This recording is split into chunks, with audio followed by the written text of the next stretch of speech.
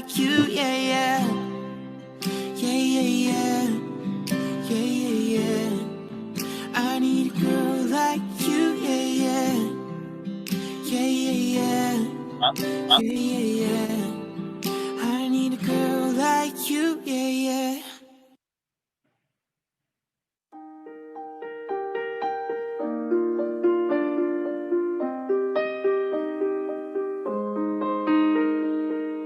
I'm going under, and this time I feel there's no one to save me.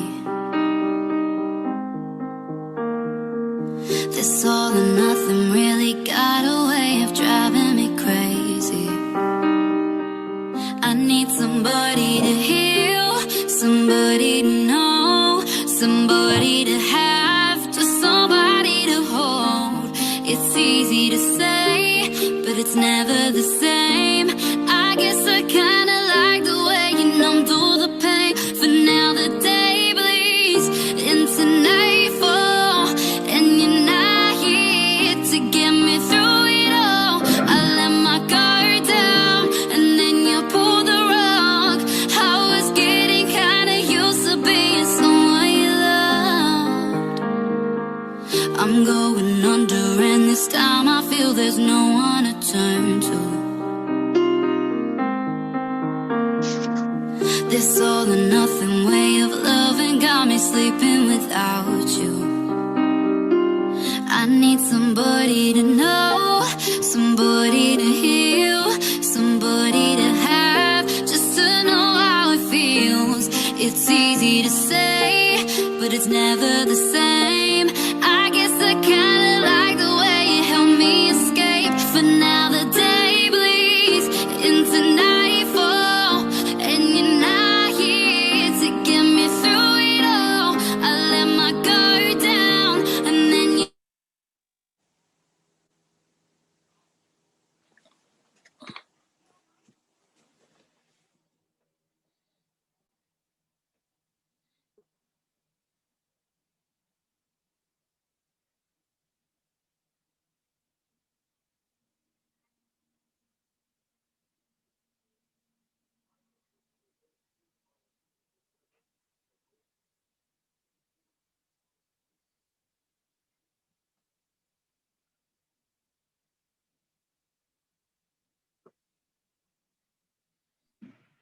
All right. Good morning, KW South Bay. Good morning. Good morning, Richard. Good to see you on the call. Thanks. Morning. Awesome, I was just Max. digging Good that morning. song. It was you cut it off too soon. I know. I'm always wondering, when is the best time to, I wish I had like a DJ system here so I could kind of mix. Yeah, the headphones. And kind of You're overthinking this, Simon. kind of slow it down before we actually, start. But unfortunately, I just do not have the technology to do so. But who knows? Maybe next year I'll have the system all taken care of. We'll all be scratching. Choop, choop, choop. Awesome. How's everyone's week so far? Happy Friday to each and every one of you. Thank you so much for being on the call. So exciting stuff. We're going to spend about 2 hours together, folks. Okay, so brace yourself. I'm going to provide you with some phenomenal content to really just help you take your business to the next level. As I mentioned on Wednesday's sales meeting, there's two components to an agent, a producing agent and a non-producing agent. It really depends on you, what you want. Do you either want it or you don't? In my 23 years of doing real estate, I've been blessed with so many opportunities, not just personal, but professionally, in real estate. So it's your choice what you want. It's your path. It's the roadmap. Now you embrace it, you take it, and you run with it. Okay. So with that, let's go ahead and get started with Ignite. So today's topic, we're going to talk about how to spark a great career in real estate. Now, this is the Ignite 2.0, which is going to be different than the traditional Ignite program. This is going to be more interactive, more hands-on, and it's going to give you some understanding of what we call the limited beliefs, okay? You know, we all have limited beliefs and how you perceive things, how you see things. So we're gonna have some very heavy conversations, okay? But before I do so, let me start off with just doing a quick introduction. You know, Simon, team leader for this entire office. What is my role? What is my responsibility? Okay, my responsibility is the day-to-day operations of the entire office. I have close to 300 sales associates and brokers in my office. What you see, all this gray hair, is years of headaches, frustrations. I'm just kidding.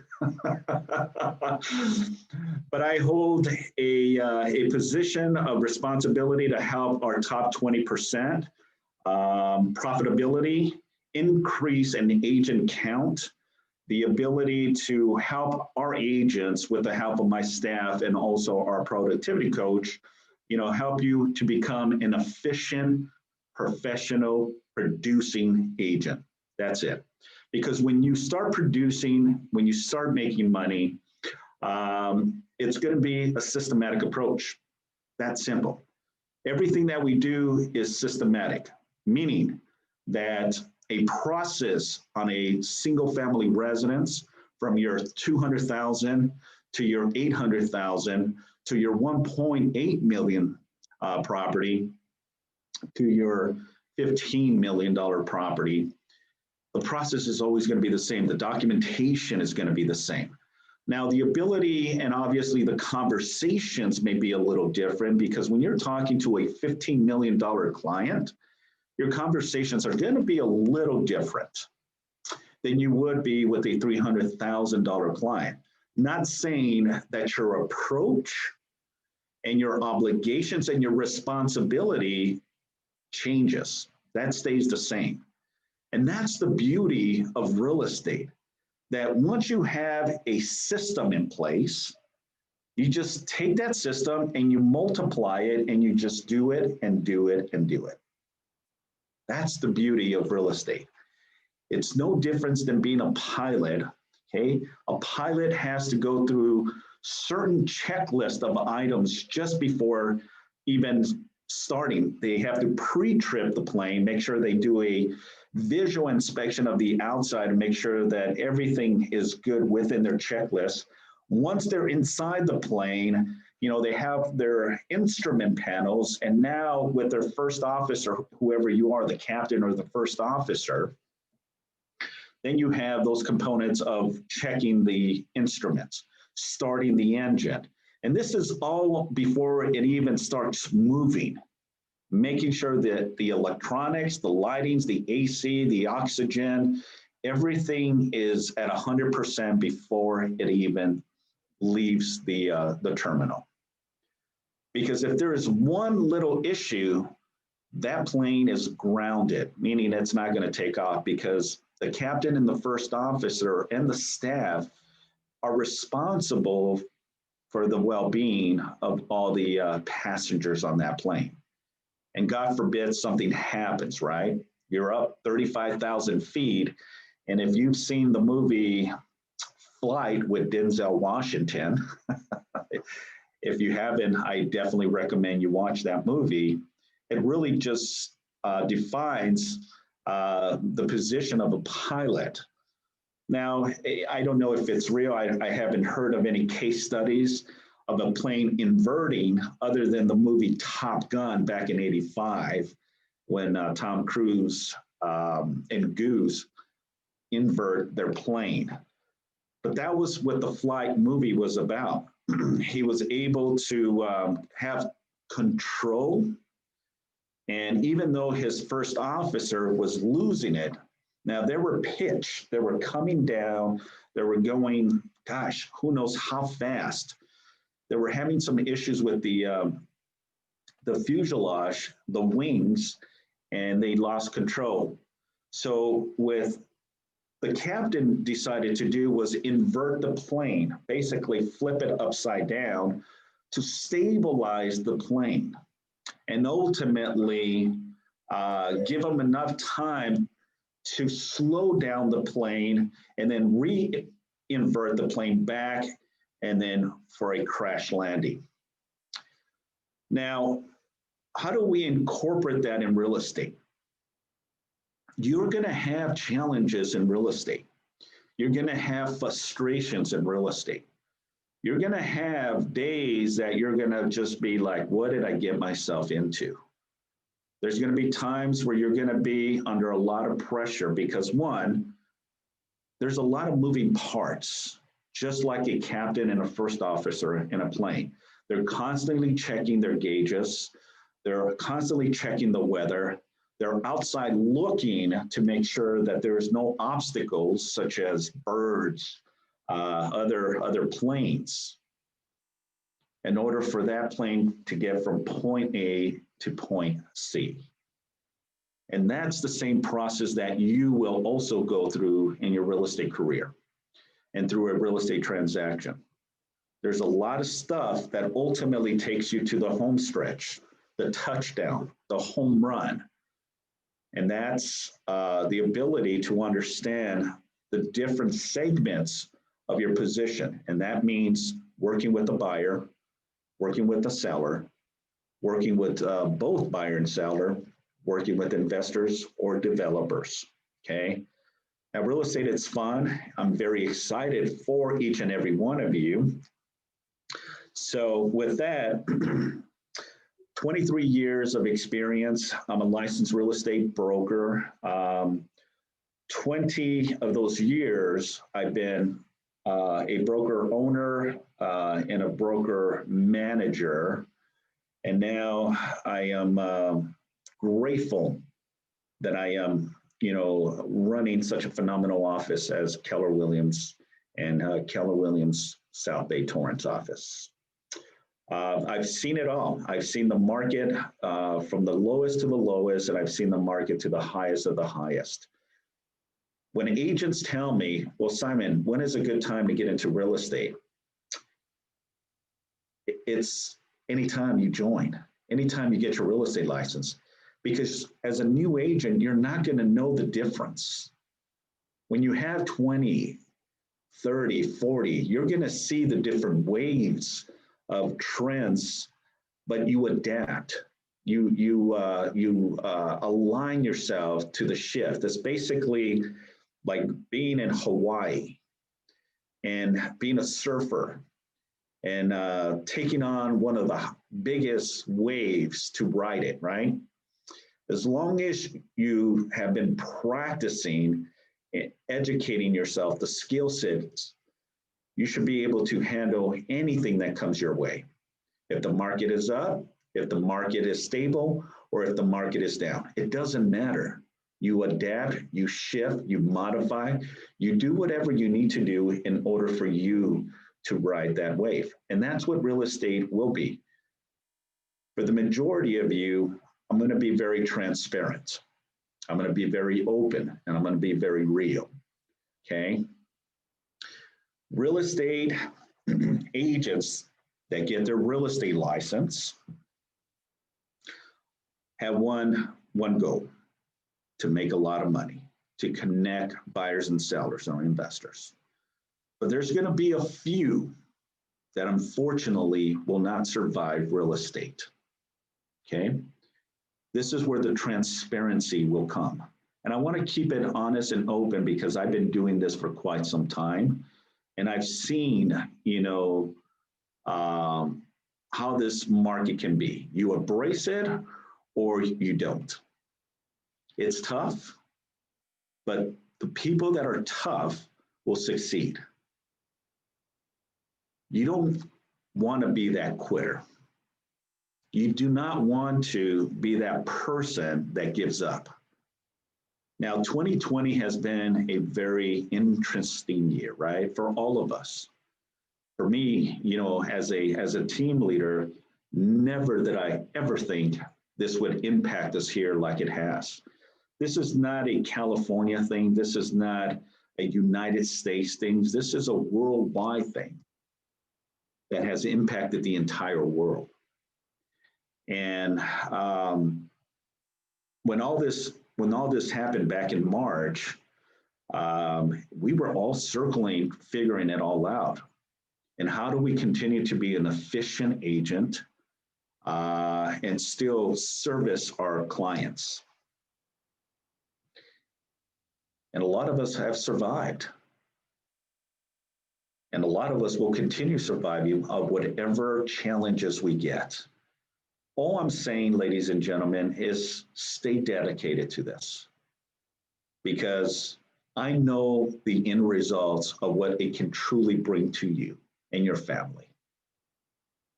I have such a passionate about real estate, and I still think when I got my real estate license when I was 24 years of age.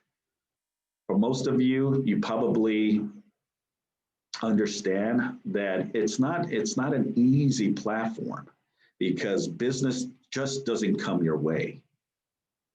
You got to take a devotion, a dedication, and strive to go out there and connect with as many people as you can possibly can. This is a contact sport. And in order for you to see the spark and why you chose real estate as a platform or as a career, is because of the many opportunities that you can get from it. You can get into leadership. A lot of you on this call have some background in management, some background in administration, and understand how to lead a pack. So the beauty of Keller Williams is there's opportunity for you to embrace and grow within the organization. So you can balance and still do sales and be a leader. And that's what's so phenomenal about Keller Williams. And I wish when I started real estate that I had chosen Keller Williams as my educational foundation. But unfortunately, in the location that I lived, there was no Keller Williams. So I picked what I thought was the best at the time. And at the time, it was, Simon, congratulations. You have a real estate license. Here's a stack of sellers. Pick up the phone and start making calls. They didn't go into, here, I'm going to teach you how to draft a real estate contract. Here, let me show you how to consult with buyers. Here, let me show you how to go on a listing presentation and have an effective marketing strategy and the ability to lock in that listing. Here, Simon, let me show you negotiations.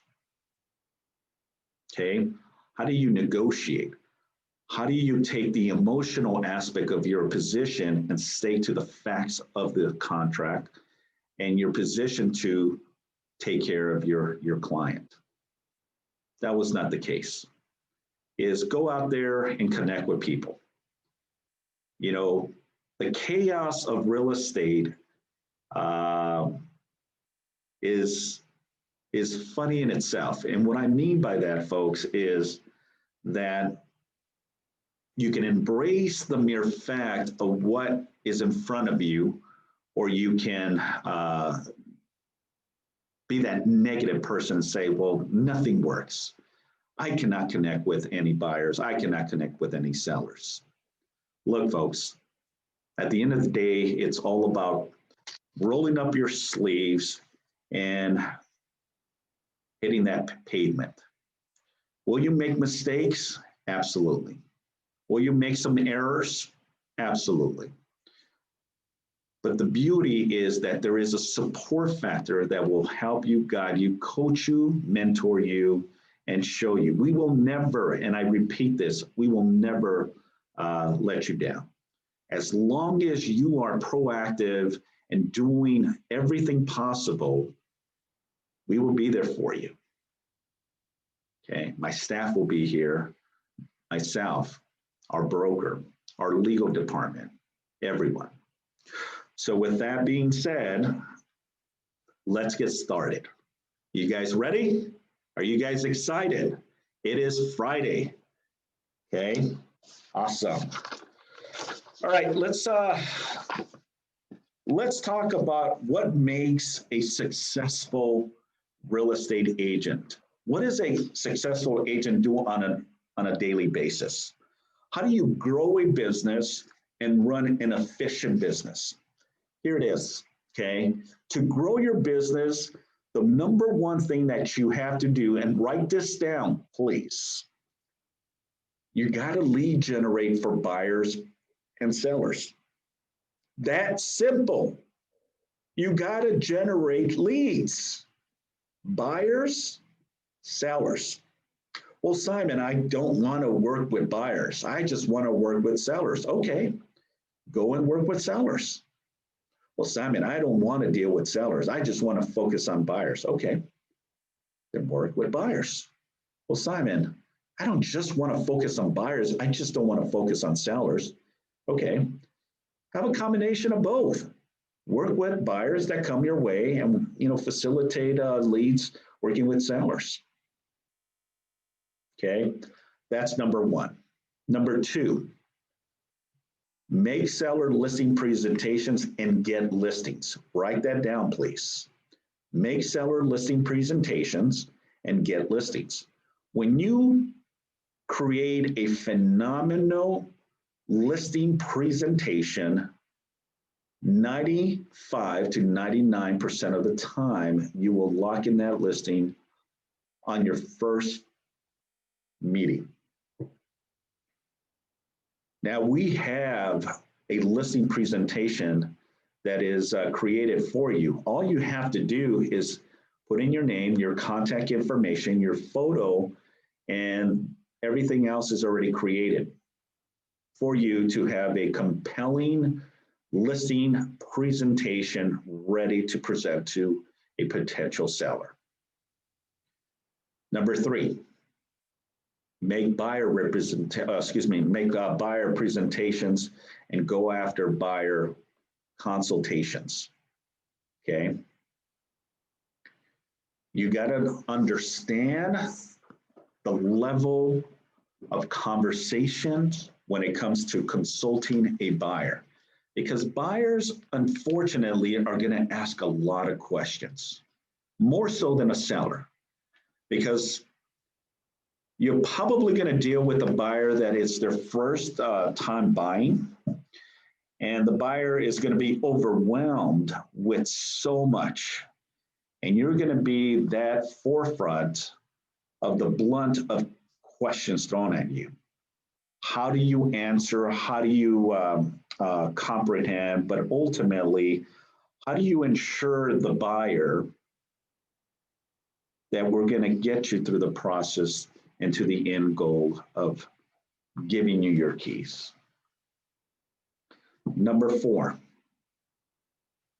you got to preview real estate. That's part of your homework, ladies and gentlemen. That's on a daily task. That is something that you have to do. You got to know your inventory, right? When you know your inventory, you know the market. Well, Simon, with this COVID situation, how do we show properties? How do we preview properties? You got the power of technology. You got what is called the multiple listing service. That's how you research and see property on a daily basis. That, if you learn anything from me, learn something that you have to preview homes daily. Daily. And the reason I say that you got to preview homes daily is because you become the expert in a certain area. If I was to say to you,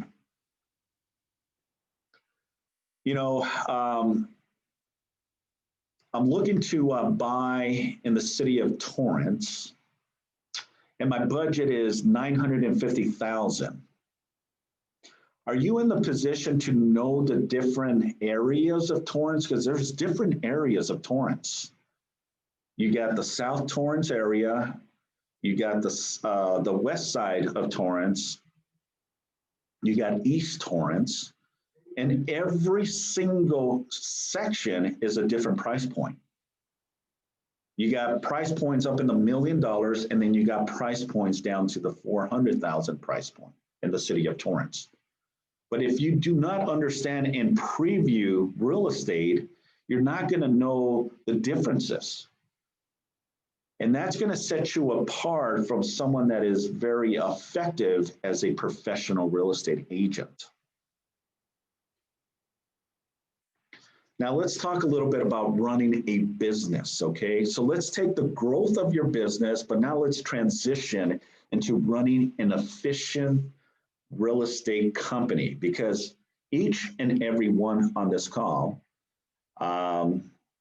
excluding Nicole, but that's okay.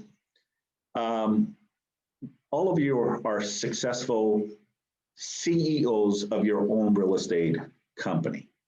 You have to have the mindset of a real estate entrepreneur, okay? There's a book that I'm also going to recommend that you pick up. And it was a book that was brought to my attention. And I'm very excited. I haven't read it, but just some of the principles on that book is phenomenal. And the book is called, write this down, Profit First. Profit First.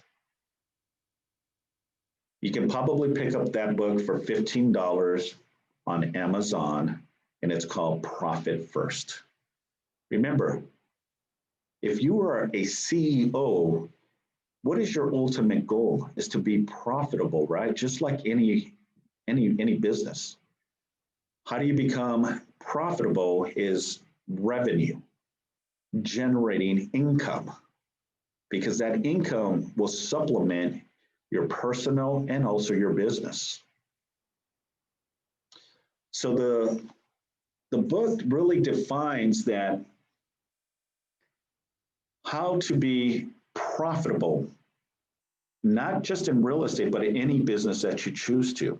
But it says, you pull the profit first. We were always under the interpretation that the income, all expenses, and then whatever is left is your profit, right? Well, this book redefines that and says, instead of winning at the very end and whatever is left is your profit, is pull out your profit from the very beginning and then ultimately pay all your expenses, your business expenses and your personal expenses. So that's a book that we're gonna have one of our top agents probably spearhead it, because the agent that brought it to my attention is the one that recommended that book. Again, the book is called Profit First. So running a successful business, how do you approach that level? From the growth to the business? Well, one, write this down. You gotta market to sellers. You gotta market to sellers. What do I mean by that? Is if you're not plugged in with the command platform, social media has really revamped in how we do business, because social media portrays exposure, just like movie stars in the 50s, 60s, and 70s, where we didn't have the technology, we didn't have the internet, we didn't have social media, we didn't have Facebook, Instagram, LinkedIn, Twitter, and whatever other platforms that you use.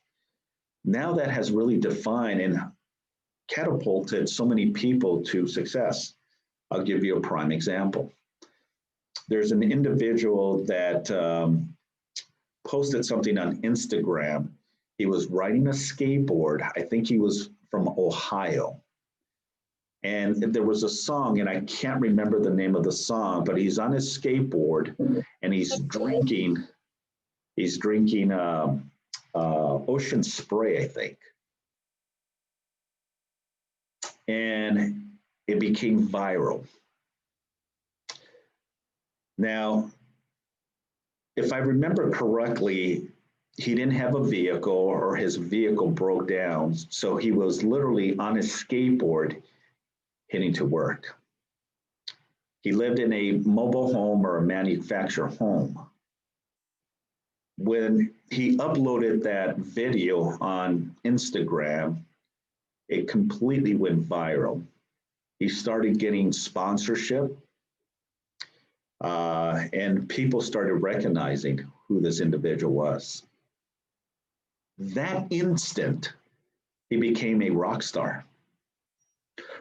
So you just never know. You just never know when that opportunity. The last I heard, he was able to buy a home, all cash. He's has redefined his belief systems, and that's just an amazing story. Here it is, folks. You can be that person because it has nothing to do with real estate. It's the ability to interact with people, not just in person, but in social media. And when you connect with people, people will follow you. And that's what ultimately takes you to opportunities. Because if you start talking about a local business, about a real estate, a real estate transaction or a home that you preview, they're gonna align themselves and say, "Hey, Yolanda does real estate. She is crushing it. She's out there previewing homes, looking at all these mega high-end properties, and all you're doing is just saying a little bit about the property, but you're going to get a lot of views." So also previewing homes, and doing a quick 20, 30-second intro on that particular property. And that's going to hit a lot of views. Also, running an efficient business, you gotta also show properties. So that's number 2. Okay, marketing to sellers. Number 2, showing buyers homes. And number 3, negotiating contracts. Okay, I will be hosting and providing you, I believe, in the next couple weeks, a class on win-win negotiations. If you really want to embrace and be an efficient negotiator, then I highly recommend that you take the course that I'll be teaching. It is a 3-hour course. Now, technically speaking, it is a 6-hour course, but I condensed it down to 3 hours because I know 6 hours of a Zoom is a lot. Okay, I don't want to lose people, so I've condensed it to 3 hours. So I would love for all of you to be on that class. Number 4, transaction management. Okay, you have to have a transaction management platform, which is Command, which is the MLS, which is your zip forms, because that's going to make you an efficient entrepreneur and an efficient real estate agent or realtor. The transaction management will help you stay on track, stay on schedule, know what the next process, what you need to do the following day to that. What do you have to do? When do you have to release contingencies? Do you need to have a conversation with your clients, with the lender, with escrow? So when having a transaction management, it is what it is. It's a management system to keep you afloat so you don't have to think and remember. For me, I still old school traditional ways. I still write things. I have a notepad and I just write away. I just continue writing because I can literally open it up where I don't need to open up my laptop and say, okay, this is what I need to do. Now I use both positions. I use the internet, I use my computer, but I still love to write notations. And that just works for me. Whatever works for you is perfectly fine. All I'm saying is you need to have a transaction management system to ultimately get you to close. Number 5, to run an efficient business, you also need to have vendor management. Who are your vendors? Who is your team? And I'm talking outside of Keller Williams. Okay. You need to know who your vendors are. Who do you connect with? Who can you align yourself with? Who do you feel compelled that is going to help you catapult your business? One thing, that I have a passion about is my office, my staff, and my agents, but more so my affiliates. And the affiliates can definitely take you to that next level because they have their tools and systems to market, to give you the platform that you need in order for you to be an efficient professional realtor. One of them is on this call, Nicole Romero, with Pacific Coast Title. Throughout the many years, she's always been a professional and diligent to our office. And I'm grateful for her because when I used to be the broker of record, every single week, she would be here supporting me, supporting my agents, and providing value. So I commend Nicole for that, and we definitely appreciate you. Thank you. I feel the same way. And I saw the value in joining and this is what we do as affiliates. And I think it's important for you guys to know, but I saw an opportunity to jump in and for my business, yes, to offer lunch weekly where it wasn't being offered. But more than that is I pick and choose where I want to sponsor. I literally paid my own money, is what Simon didn't even know, to do that weekly. The company didn't, because I saw the value in what was going to be taught there, as well as synergizing with the people there, but knowing what you guys are exposed to. So I know what breadcrumbs to drop to lead you to more of that. So thank you. That was a win-win. Absolutely. And we did it for years. You definitely hung in there with me, through the ups and downs, but there were compelling. This is when we used to have in-house training. It was every Monday. It was, I believe, at 11 or 12 or 1 o'clock, and we would dive in for a whole hour just hitting contracts, understanding negotiations, and then war stories that I've seen through my career on a personal and also from a leadership standpoint. So thank you, Nicole. Number 6, folks, you got to set goals. You definitely have to set goals. I cannot stress the fact that if you don't have set goals, it's not going to happen. You definitely need to have those goals. Whatever the goals is, it can be small goals or it can be huge goals. You got to set those goals. Number 7, compliance and risk management. With all that I mentioned, you have to also understand the risk involved in a real estate transaction. Okay, no one wants to be in a liability. No one wants to get a complaint. No one wants to be in a lawsuit. So how do you prevent those from happening? It's very simple. You do what's right. You work out of integrity. You work out of professionalism. And you educate yourself every single day. Do not, and I repeat, do not take shortcuts. And if you don't know the answer, you don't know the answer. And that's perfectly fine. I'd rather say to a buyer, a seller, that's a great question. I don't have the answer. Let me get back to you on it. I have a phenomenal team that can give me that information. That's it. That goes in value than trying to sugarcoat it and believe, oh, I know the answer.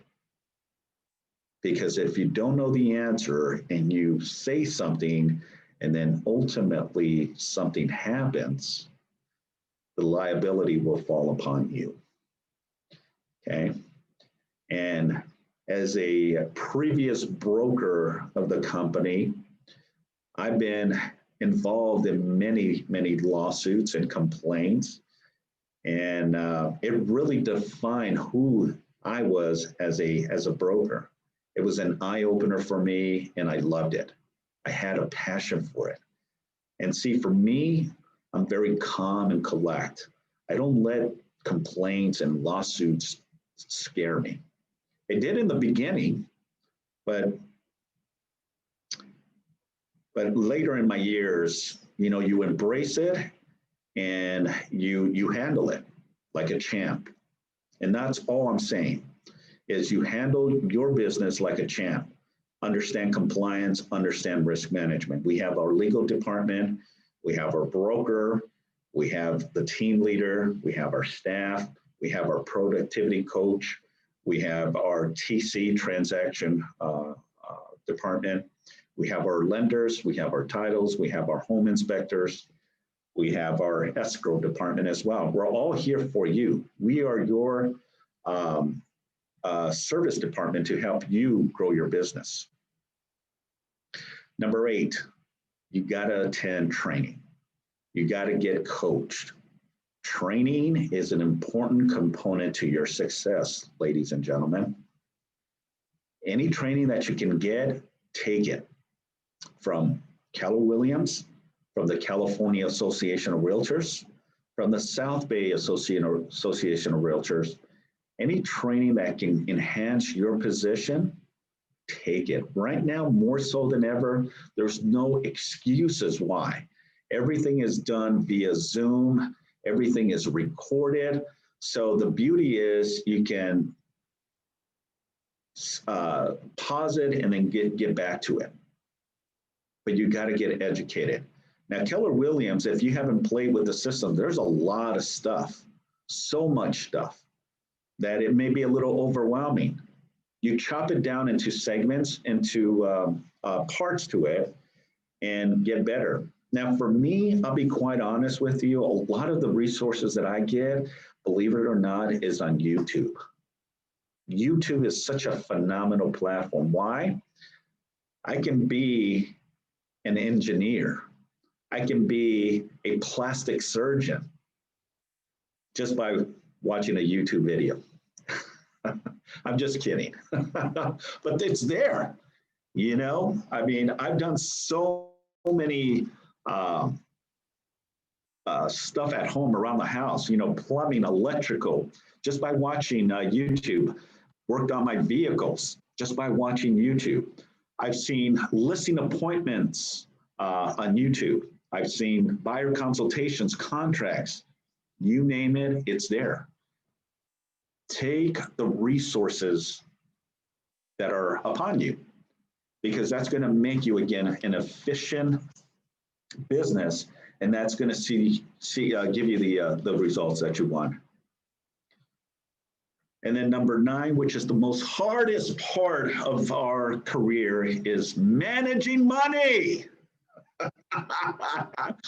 Managing money is one of the last of running an efficient business. Guess what, ladies and gentlemen? When you start getting great at this, what we call real estate, money starts coming in, and I'm saying lumps of money starts coming in. And if you do not know how to manage your money, you're going to be living basically paycheck to paycheck, okay? Stop, okay? Now, a lot of you probably have other careers and you're making a consistent salary. And that's perfectly fine. Real estate can be just another revenue of passive income, meaning, you right now, you don't do this full time, but you want to do part time to generate income. And I've seen and I've experienced part-time agents that have a full-time job still make a six-figure income. I'm one right here. I put in anywhere from 50 to 55 hours a week, sometimes more if I'm working on the weekend. And I still run a successful team and also do business.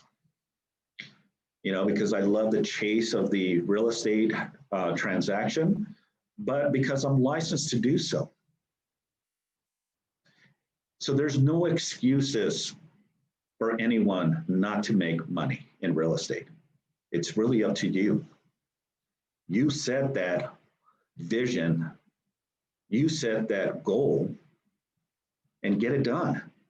If that means you got to work extra hours, you got to do it, because what's the end reward? Income, money, opportunities, avenues to look at your exit strategy when you're ready to retire. I know what my exit strategy is. The question is, do you? But you got to know how to manage your money, ladies and gentlemen. Because when you're closing, your average commission can be $15,000 on one transaction.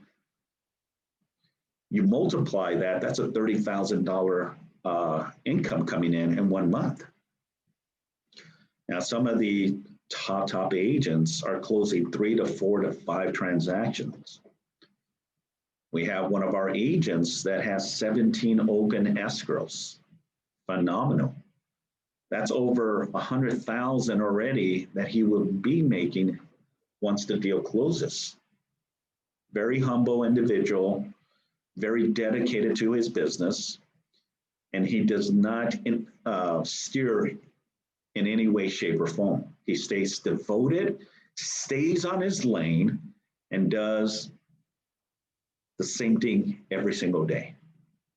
And look at the end results.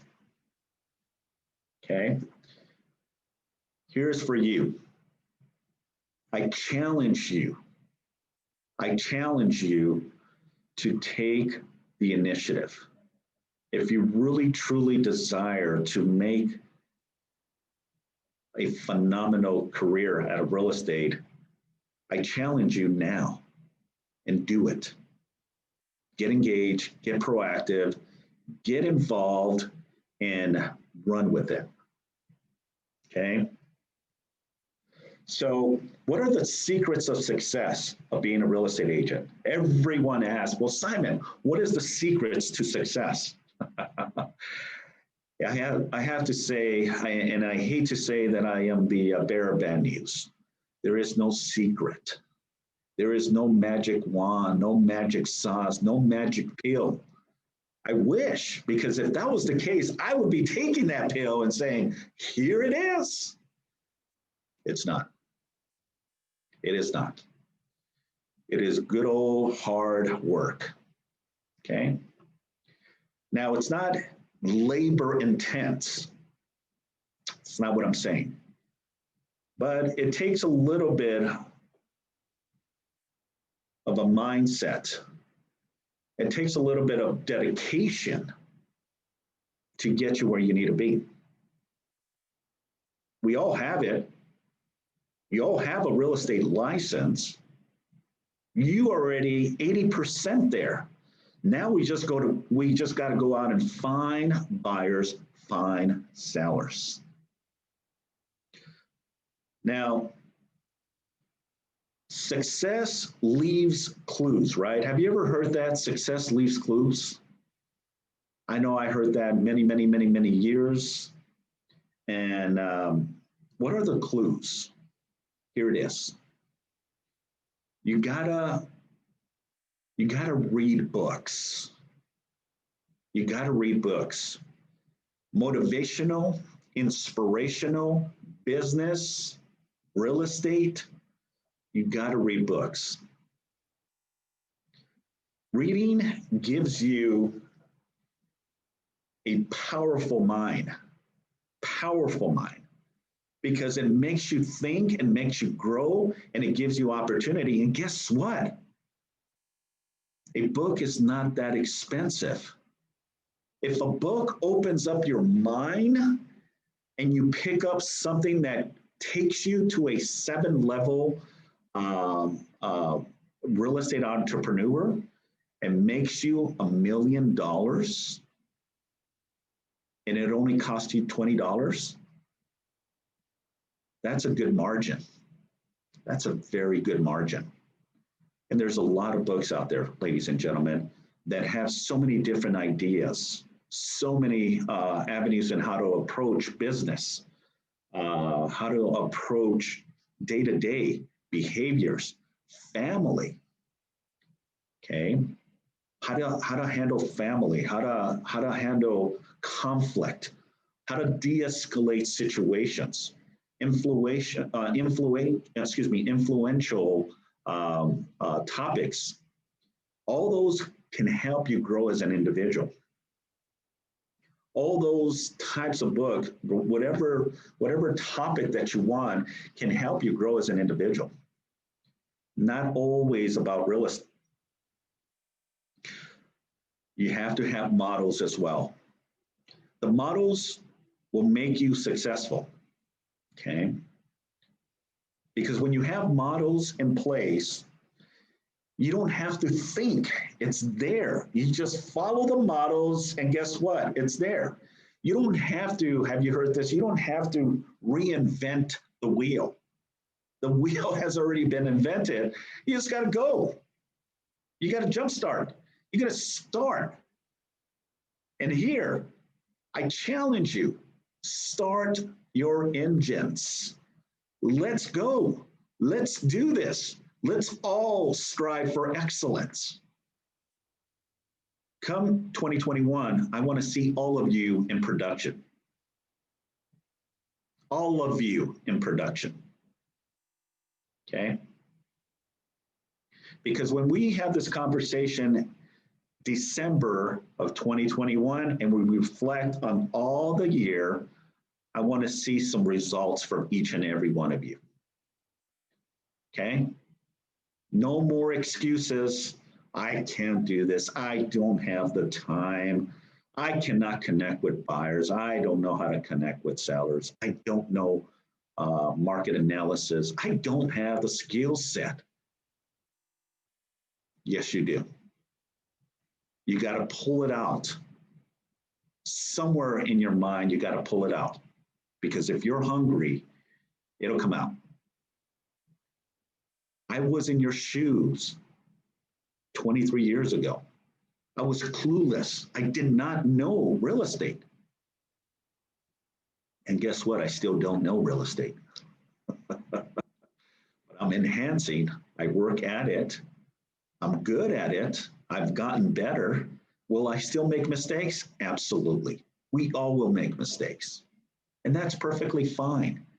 You're human. We will make mistakes, folks. But here's the thing. When you make a mistake, I hope that you learn from that mistake and that you don't do it again. Because if you do it again, then shame on you. Okay? But no. Okay? You learn from those mistakes. And once you do 3 to 5 transactions, you're going to have a good understanding. Right now, it's like hitting a wall. It's like, my gosh, this wall is huge. I don't know where to start, what to do. And I get it. I get it. But you got to go out there and start hitting the pavement, basically, lead generating. Okay. What are we going to focus on today, folks? Okay. We're going to focus on a lot of things. Now, the purpose of today also is to understand scripts, okay? We're going to talk a little bit about scripts as well. How to handle, how to have conversations with buyers, how to have conversations with sellers, okay? Because when you see the bigger picture, you got to know the scripts to help you lead generate, uncover motivation from a buyer and a seller, identifying objections, knowing how to close the gap and close the deal, and speak in terms to your customers' understanding. Who are your customers? Your buyers, your sellers, your investors. Knowing how to speak the terms of your clientele. And then at the end is building that confidence, okay? Because when you have that confidence, no one can stop you. No one can stop you. Okay? Any thoughts or questions? All right. So let's dive into limited beliefs. Limited beliefs. And I want you to write this down, folks. What are your limited beliefs? So we'll start with lead generating, okay? Let's start with that. Give me just one or two ideas of your limited beliefs on why you're held back from making calls. Write 2 ideas. Tell me what your limited beliefs of why you cannot pick up the phone and make an initial conversation. Write that down.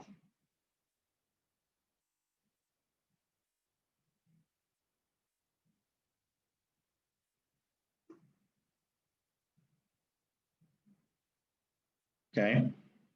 Because we all have limited beliefs in our position of why we don't pick up the phone, okay? Anyone want to share their limited beliefs? I have 2. So one would be, will they actually hang up? And then the other one is, am I bothering them? Rejection. and then am I bothering them? Okay, so let's break it down. Thank you, Yolanda, for sharing. So your number 1 is it's a concern with everyone. And I get it, and I get it. Here's my take. It doesn't matter. They don't know who you are, Yolanda. So if you get someone that hangs up the phone, stop calling. I don't care what you have to provide. That's perfectly fine. You got to know how to bounce it off. Do not take it personal. Because when you start thinking in that parameter, you start getting better and better, and the confidence just starts building and building, where it's like, okay, it happened. Let's move on to the next call. And let's move on to the next call. Okay. Number 2, you said, was you feel like you're bothering people. Okay. That's a good reason. But what if, Yolanda, you were not bothering after your 24th call? And this person is, Yolanda, you called me at the right time, at the right state of mind that I need your services. My husband just lost his job and we're contemplating about selling our home. Tell me more of what you can help us. Now you had 23 negative calls, non-responsive, people hanging up, don't call me. But that 24th call, Yolanda, was the call that you needed to hear. So it's basically as simple as doing pull-ups, okay? Because the limited beliefs that I have is I cannot do 10 pull-ups, especially with my body weight. I don't see how I can pull my entire body and do so many repetitions. That's the limited beliefs. Until I actually get up there and start doing them, I'll know. And if I only do 3, so be it. I did 3. That's an accomplishment already. But guess what I'm going to do tomorrow? I'm going to strive to do 4, 5. And I'm going to just plug myself mentally and just go there and do it. And you'll be surprised. I'll probably do 6 or 7. And the following day, I'll probably do 5 or 6. The week, I'll probably do the same. A month, I'll probably do the same. But I'm not going to give up. Because eventually, what started as 1 or 2 or 3 eventually became 3 to 4 to 5 and 6 to now being able to do 15 to 20. And now it's going to be with the confidence that I can crush it and get up on that pole and not be in fear of that pole because I know I can do it. And I can do it this way, I can do it this way, I can do it this way, or I can probably do it with 2 fingers, okay? Because you're gonna be able, you build those muscles in your back, you're gonna be able to lift your entire body. No difference in real estate. Every phone call that you pick up, you have to have a positive attitude. Positive attitude. Because when you have a positive attitude, nothing can penetrate you. Nothing can get into your head and distract you from what you got to do on a daily basis. Because what is the end result? What is the end goal here? If you set your goals and you're dedicated to those goals, then the end result is going to pay off for you. And then you're going to have a mentality that I'm hungry and I want more and more and more. Many, many years ago, I used to teach real estate school. And I remember a particular student that was so negative. She was not even real estate licensed, but she was negative. Well, Simon, I want to get my real estate license, but I just don't know where to start. I don't know if I can pass this test. And I kept convincing her. It took me like 4 times to finally enroll her into the program. And then once she enrolled, she would always sit in the front, right next to where I used to teach at the back in the training room. And the funny thing is, she would make me so nervous. And it's not because she was in front, it was because she was so razor focused on anything and everything that I was saying. If I moved, she moved. I mean, she was like an eagle ready to take the kill. And I would look at her and it was like, she was just like on me. And it was just like such a weird feeling for me that I've never experienced that before. And throughout the curriculum, she was very negative. Oh, I don't know if I can do this. I just don't understand. Nothing makes sense. And I kept telling her, look, it doesn't have to make sense right now. The goal right now is just get your certificates, pass the state exam, and then we'll teach you real estate. Real estate school and real estate career is like 2 different things. It's like day and night. Just get through the fundamentals. And that's the mentality I was telling all the students. Some would grasp, someone wouldn't grasp. And what I was telling them is, don't worry about the small stuff. Just get through the motions of getting your certificate. And I had people that would drop off because they didn't understand the components. And when they did not understand the components, they felt overwhelmed when they didn't see the true nature that there was light on the other side of that tunnel. And the people that did see that light on the other side of the tunnel became successful real estate entrepreneurs. They made it. It's like the military. It's like a police academy. It's a mental thing in the beginning. You're overwhelmed. You don't know. You feel that you need to know everything. No, you just need to know how to pass a test. Because real estate school does not teach you how to be an efficient business owner. They don't teach you negotiations. They don't teach you contract. They teach you basic to pass the state exam. And that was the difference that made a student continue with the process of graduating and getting their certifications, and some that unfortunately didn't see that light in the end of the tunnel. And that's okay. Real estate is not for everyone. But for you, you made it. You are here. Congratulations to each and every one of you. I commend you. You guys are rock stars, because now this is where you roll up your sleeves. This is where your dedication will see in the next few months, in the next year, okay? So thank you, Yolanda, for sharing your limited beliefs. Anyone else?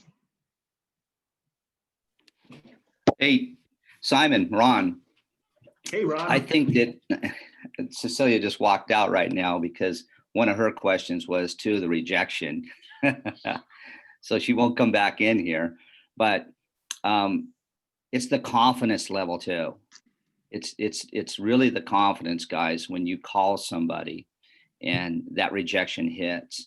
And to me, every person that said no to me, that just wanted me to go out and find 5 yeses.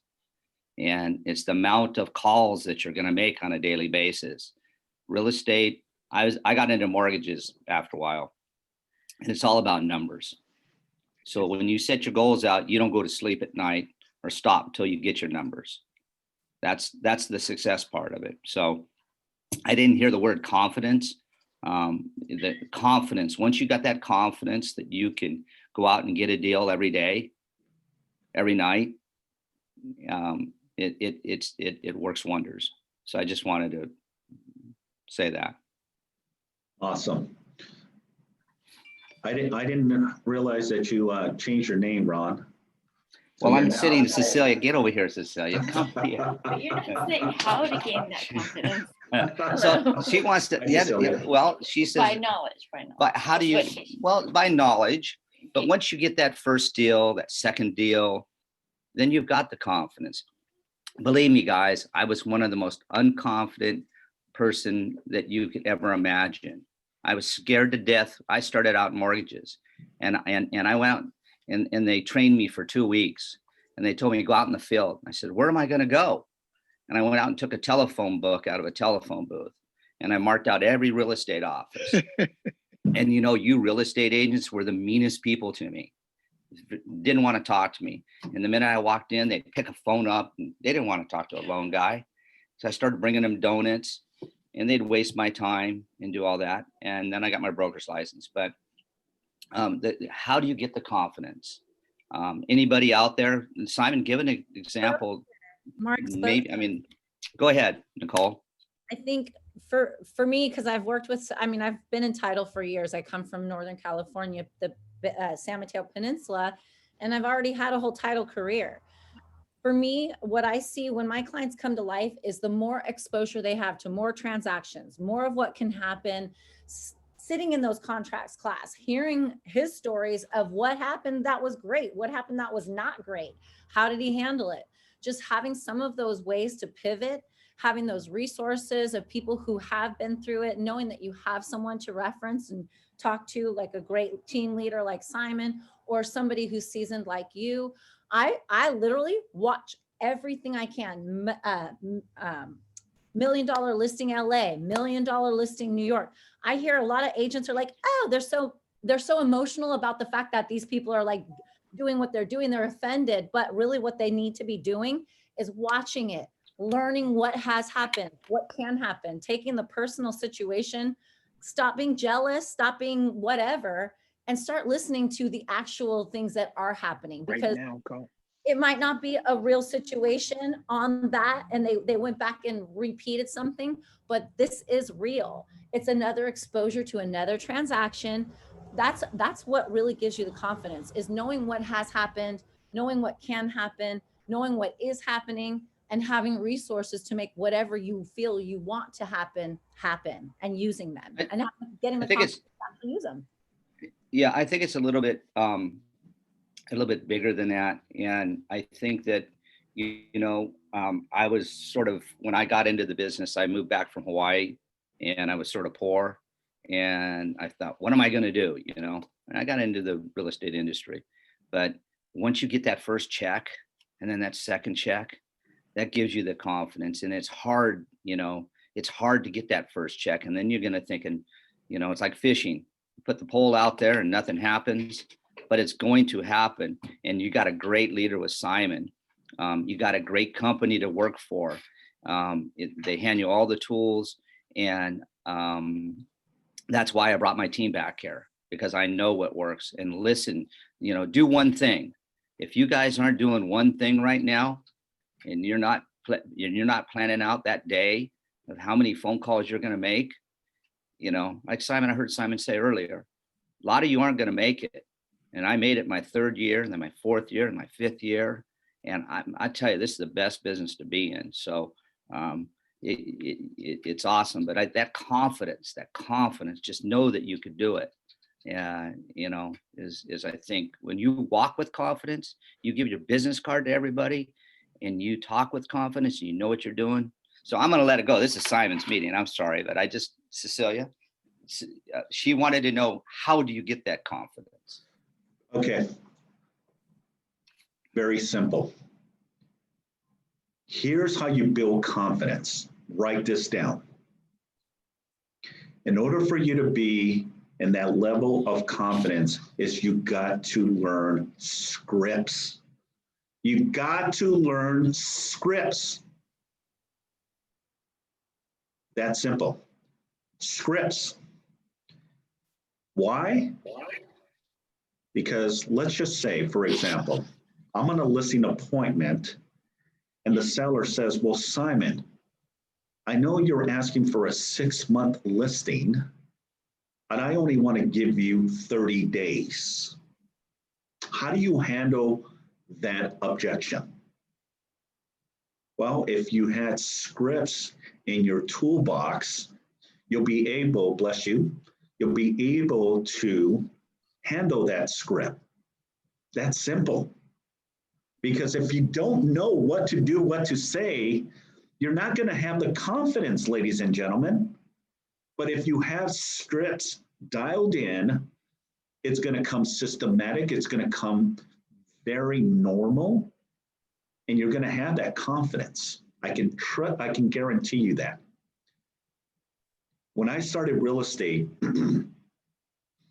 I started with Mike Ferry. Mike Ferry. Most of you know who Mike Ferry is. He's still around, and he's old school, no holds bar type of coach.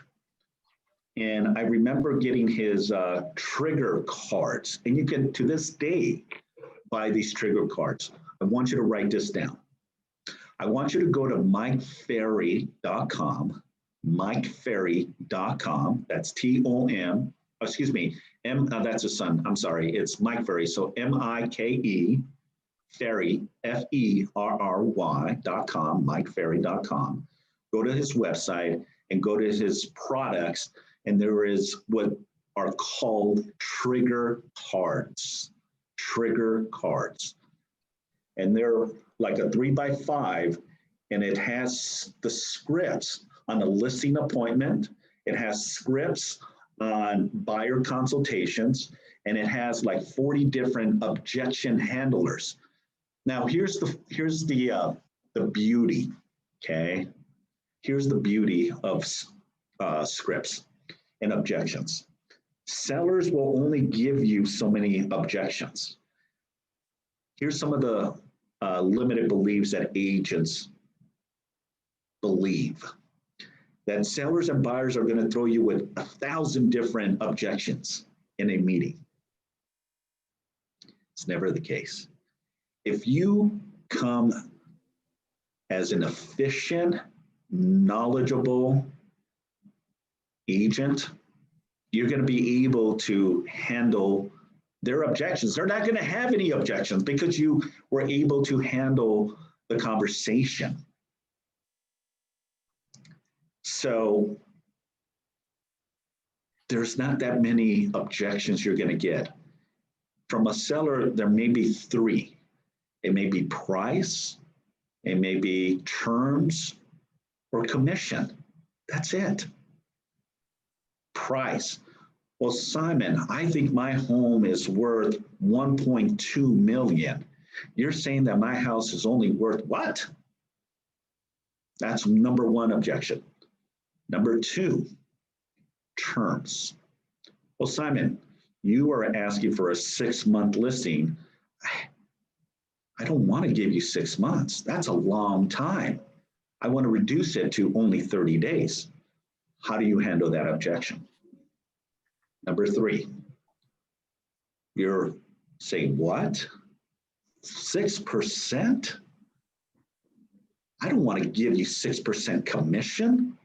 I only want to give you 1%. How do you handle that objection? I'm going to role play with you.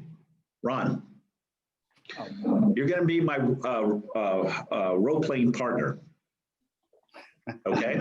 I don't know if I'm ready for you or not, but I'm okay. Yes, you are. Yes, you are. I'm going to be the agent. You're going to be the seller. Okay? Okay. So Ron is going to be the seller. He has a listing out in Manhattan Beach, and his property is probably worth about $2.2 million. Okay. Now, my goal is to go in there and get a full commission. A full commission. Okay. Now, Ron is going to throw a question at me, and he's going to ask me the following. Simon, what do you charge? And I'm going to respond to that question. Are you ready, Ron? Absolutely. All right, Ron. So after all that I have provided you, my marketing strategies to help you sell your home, I'm so eager and so excited for the opportunity. Do you have any questions for me? Yes, Simon, what do you charge? By the way, I'm Sicilian. That's a very good question, Ron. And I'll be more than happy to address.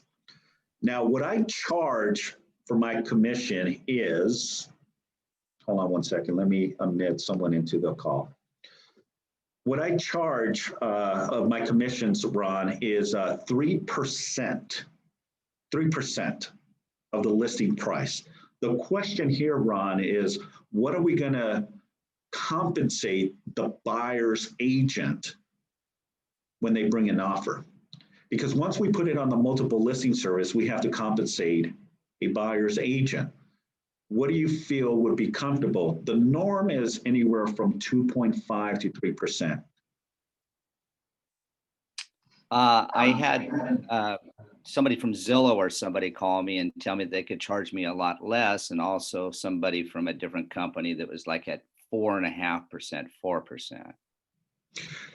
Ron, let me ask you a question. Do you see value on everything that I presented to you today? Absolutely, but money's a little bit more important to me right now because I need to pull out a certain amount of money out of this to go buy my next house and pay off a second trust deed. I get it. So what you're saying is you want to net the most, right? Yes, sir. Okay. So the breakdown, as I mentioned, will ultimately give you this amount. So what you're saying is that your concern over the 2% or the 1.5% from what I'm selling the property, which is my 3%, and what you're willing to compensate another agent, let's just say you agree to 2.5%, which is a total of 5.5%, right? Yes. So the difference is what you're telling me, Ron, is that another brokerage will discount their commission and reduce or help you sell for 4%. Can I Yes, tell sir. you why I'm concerned about that? Go ahead. Here's the thing, Ron.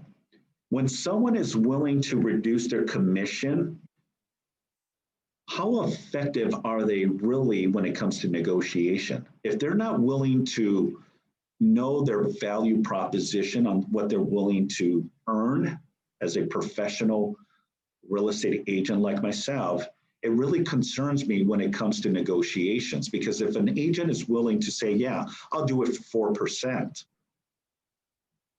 how good are they going to be when it comes to negotiations in the table and give you the most and net you the most? So let's do the right thing, Ron. List with me so I can get you where you need to be and get you the most. It's funny you said that. I mean, he gave me his paperwork, and he had closed like $3 million in the last couple months, and he's been in business for about 15 years. So I feel like he's he was very professional. And I mean, what type of value do I get more by paying more? Well, the value that you get is many years of experience, my marketing strategy, my negotiations, and also to net you the most. My goal is to get you above what you want. So let's do the right thing, Ron. List with me, and I'll show you what I can propose. I'd still fight you on that, but I'll list it with you. All right, and that's perfectly fine. Let me tell you folks, okay? Are you gonna win all the time? No, you're not.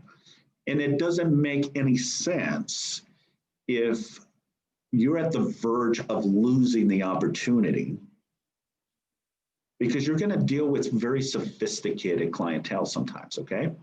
And it's not like it's their first rodeo. And that may be like a Ron where he has sold and bought property, and he knows where his number is at. And that's perfectly fine. Okay, but am I going to lose the opportunity to list a property because I'm looking at the bigger picture?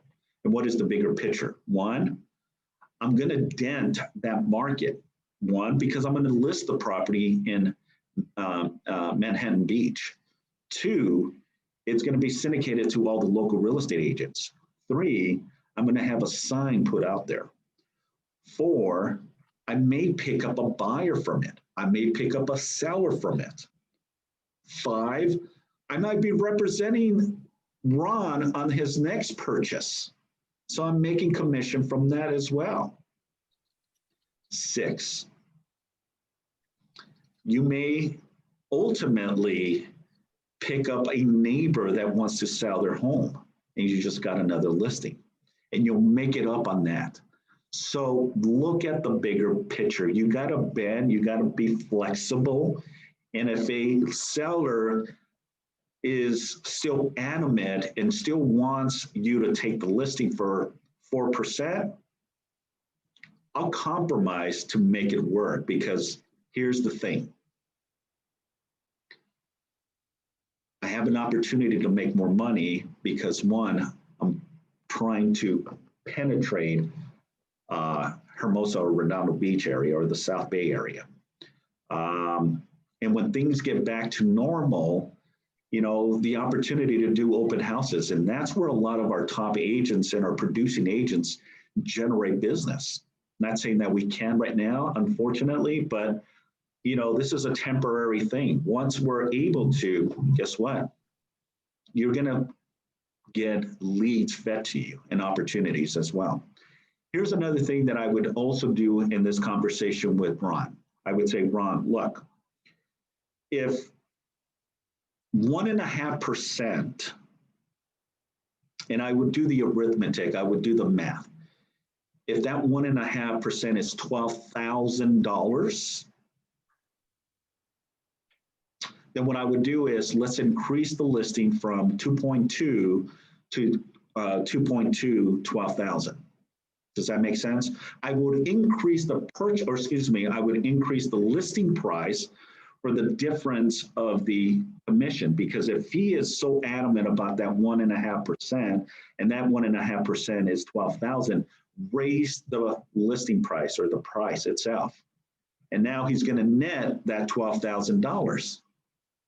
The goal is to get him more than that $12,000, because if you know how to price homes, you're going to get multiple offers and you're going to get more than what he wants to net. Now, Ron is probably thinking, well, geez, I want to net the most. So if that means he can get a higher price, I want to net more from that $12,000. And I get it. You have to have a level-headed mindset to understand that in order for you to do what you need to do, you got to see the end results to it. And what is that end results is, okay, I completely understand, Ron, your position, and this is what I'm willing to do to get you what you need to do. But you got to also understand my position as well. You know, I do this on a daily basis, and I understand the market because I study the market. And if at the end, you don't see the value that I can provide you to get you the most net in your pocket, then maybe I'm not the right agent for you. And I would be honest and very transparent with them. Because when you get to a level of understanding and a level of consistency, you don't need to pick up each and every listing because you've got enough business to service other people. I'm going to shoot for the best to build that relationship with Ron and get that listing, because you'll see the true value of what I have to provide. Okay. But going back, ladies, and thank you, Ron, for participating. One thing I wanted to say to you, Simon, is I've been doing this a while, and it's true. You pick up your spiels or everything that you learn, and you're going to learn something every day. And don't get frustrated with anything where you go out there. But Simon, I never explained it. I always go into a presentation. I'll go, well, it's 6% or 5%, and it's 2.5, but however, I'll take 2. I'll take 3, but I've never split it up and said, oh, I have to pay the other agent. And I've never done that. So you learn something new every day. I've never said that. And I like that, how you brought that in. What I'm doing is I'm locking my commission. I'm already locking my commission. So I'm already putting that in front and saying, I charge 3%. So I'm already locking my full commission. Yeah, because the minute you say 6%, they may be assuming you're getting it all, or you may be getting 4 or whatever. So I like that, how you separated that. I learned something new today. Yeah, you break it apart. Because remember, at the end of the day is like, I always like to play the good cop, bad cop scenario. What does that mean? Well, the good cop, bad cop scenario is I always throw the company under the bus. And not in a bad way, folks. But I'm saying is, when someone is trying to knock you on your commission, knock you on the listing terms or time frame, you know, I always go back and refer to the company. Well, I completely understand, Ron, of your position that you only want to give me a 6-month listing. But I would have to get an approval from my company if they allow me to get anything less than 30 days or 30 days in itself. Can I get back to you on that question? And then just go with the motions, bring it to my attention, and I'll be more than happy to have a conversation with that potential client and be the means of reasoning and why we need extra time, because it's going to take you 2 to 3 weeks to market and get the property ready. If the property needs to be decluttered, the property needs professional photography, the property needs aerial footage or photography, the property needs a virtual tour, that's going to take some time. Then ultimately getting it prepared in the multiple listing service, getting the flyers together, getting it already on all the third-party social media, it's going to take time. And then once you put it on the market, now it takes some time. It's going to take about 3 to 5, maybe, or even a whole week to entertain offers.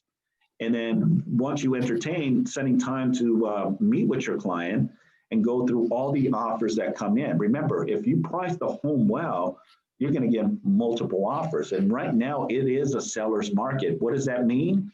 It means that there is low inventory, high demand, tons of buyers, very low homes for sale.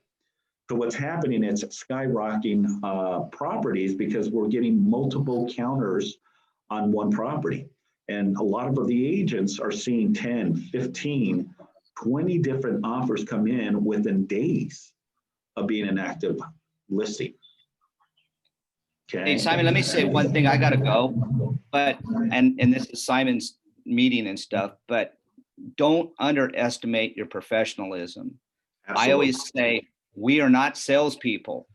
We are professionals. We're selling a professional, like an attorney almost. So we're professionals, not salespeople.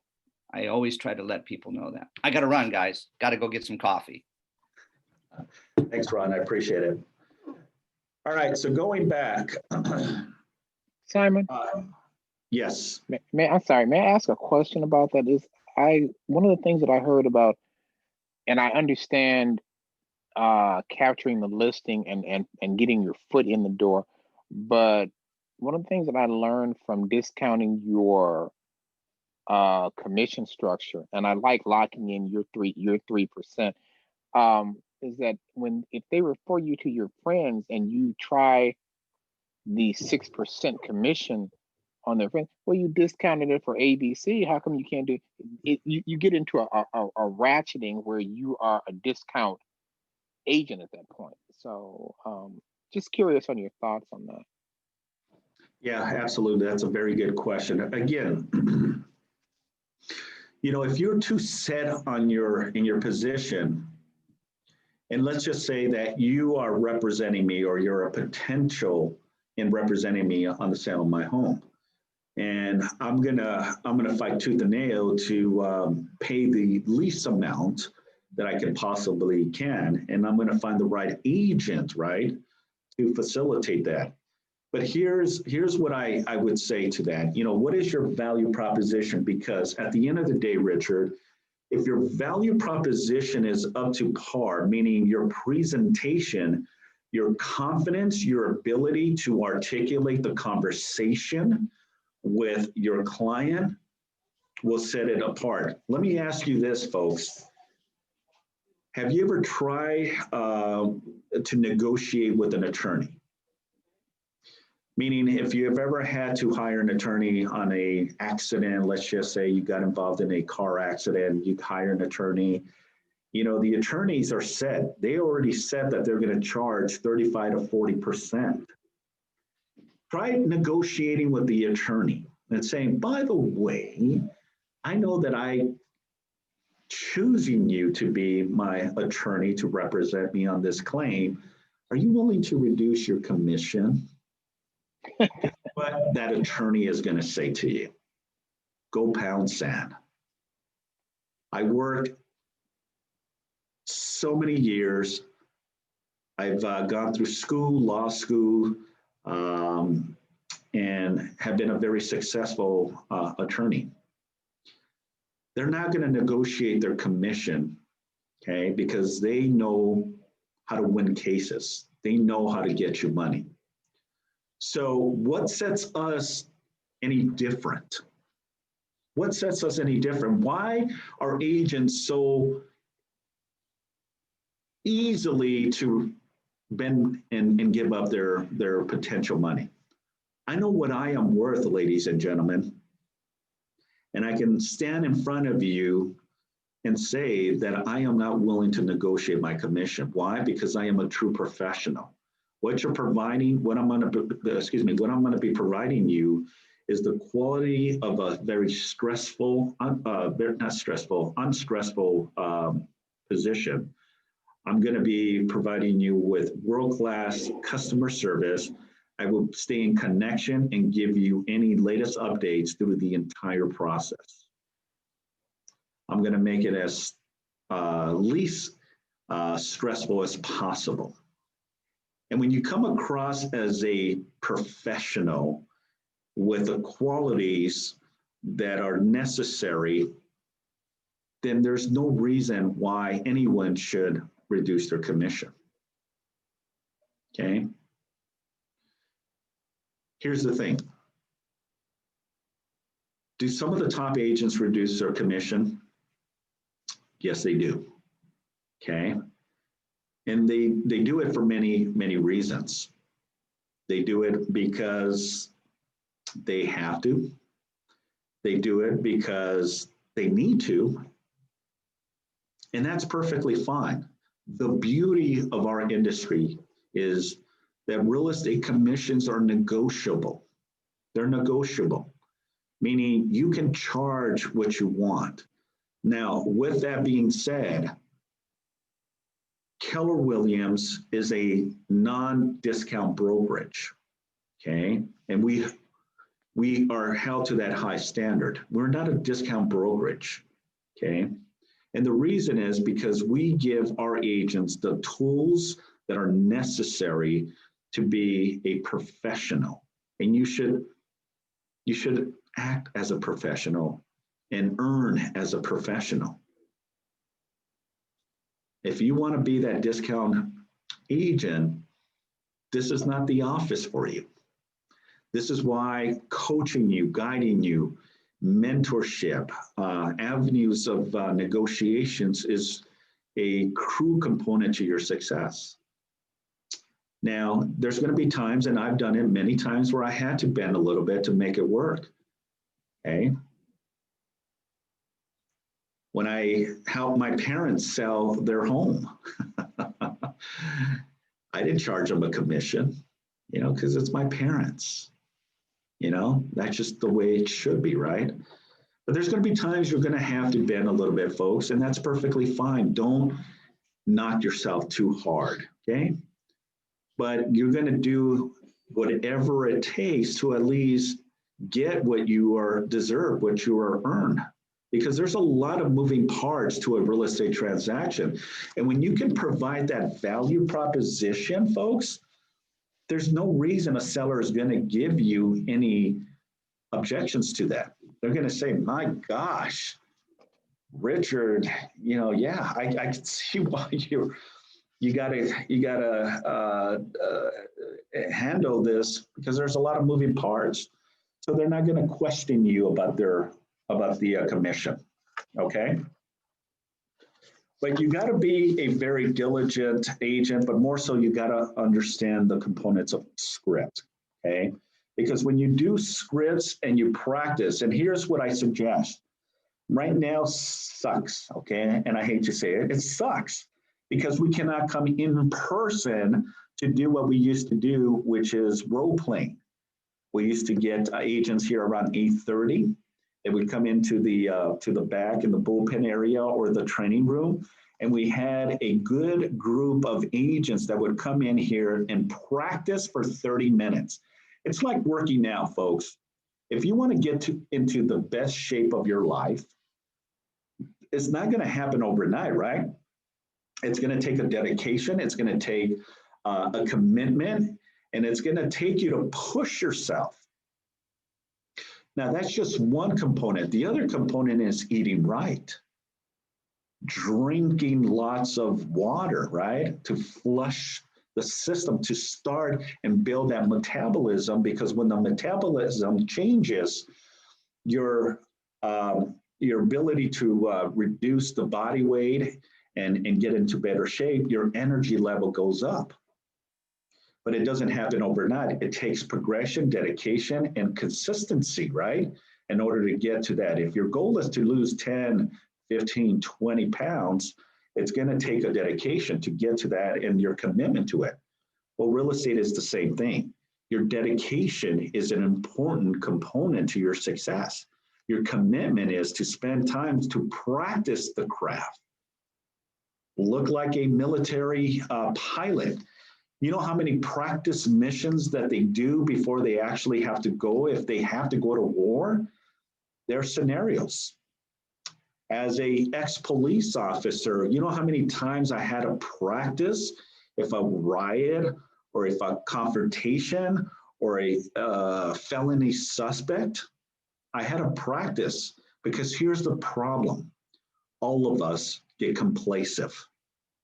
When you get to a certain caliber, you get complacent. This is why you got to re-engage your position and educate yourself, because you'll pick up ideas just like Ron did earlier.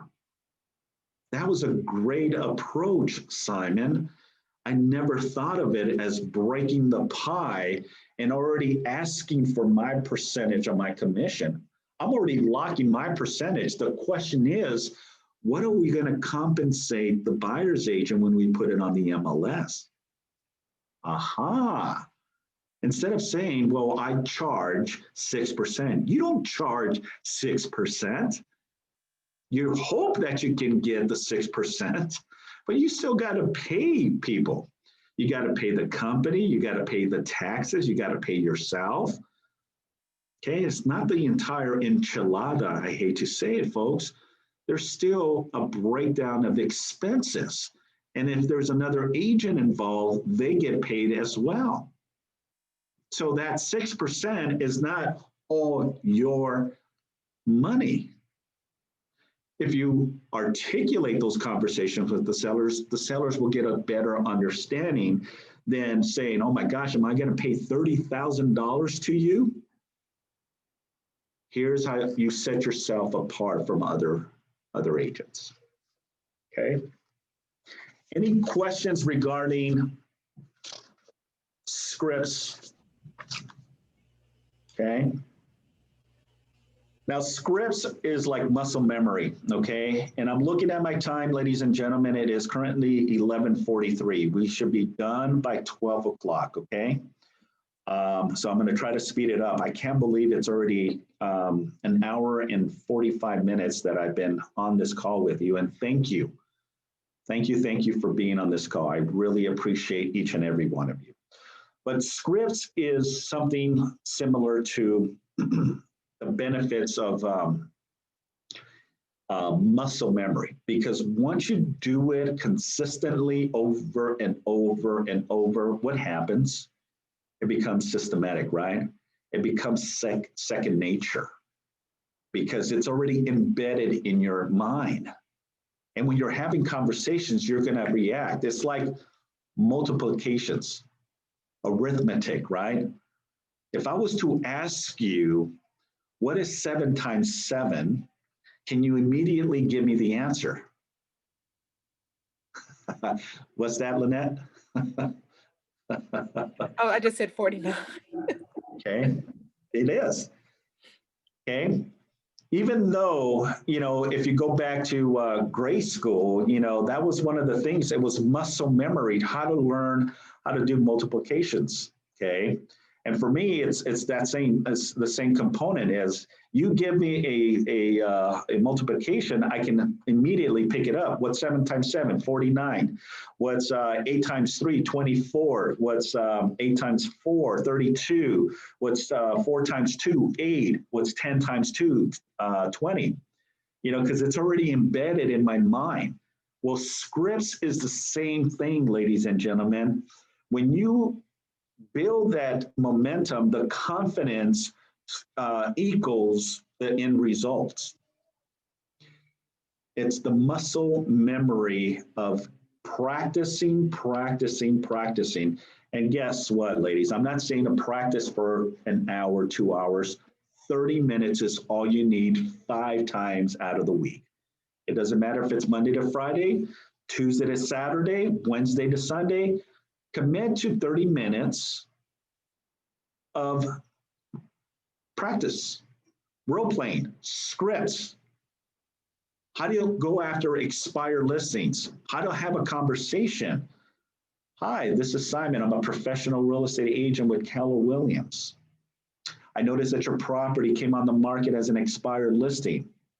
I am eager and excited, and I'm wondering if you're going to be interviewing agents for the job of selling your home. I have so many different ideas on how I sell home and I want to give you the opportunity. What is the best time to meet with you? Is today at 3 o'clock or tomorrow at 2 o'clock work best for you? I only need about 20 to 30 minutes of your time to go over my marketing strategy. Rest assured, by the end of the conversation, you'll see my value proposition and why I sell homes. That's simple. Okay? When you have a diligent approach, and this is what I recommend each and every one of you to get those trigger cards from Mike Ferry, it's probably $10, $10 or $15 or $25, something like that. It's a great investment. Thank you, Lynette. You're awesome. That's what I used to practice. Now, my approach is a lot different if I go on a listing appointment because I already know what to do and what to expect because I already know the process. And for the most of you, you also do. But for the rest of us that are fairly new, it's still in the beginning stages. Don't worry. Rest assured. Keep pressing forward. Get that momentum and take one leap, every leap forward. Okay? It's what they say. Fall forward, right? Instead of fall back, fall forward.